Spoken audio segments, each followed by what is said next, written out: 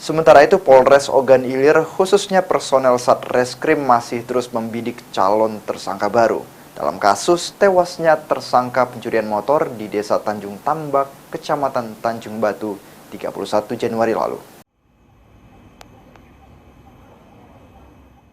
Kasat Reskrim Polres Ogan Ilir AKP Regan Kusumawardani ketika dikonfirmasi menjelaskan jika sudah ada 10 saksi tambahan yang telah diperiksa oleh tim penyidik Satreskrim Polres Ogan Ilir terkait kasus amok massa hingga tewas terhadap seorang pencuri motor di Tanjung Batu.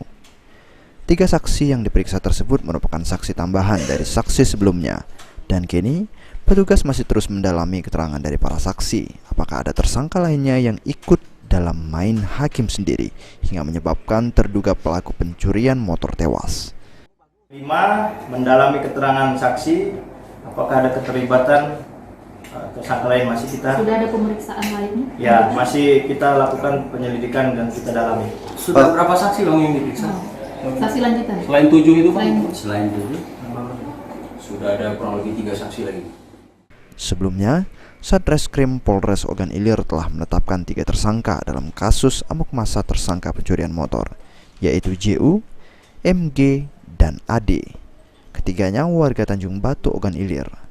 Penetapan status tersangka untuk ketiga tersangka dilakukan polisi guna memberikan rasa adil baik kepada korban yang tewas di amok massa. Ahmad Romawi, PAL TV.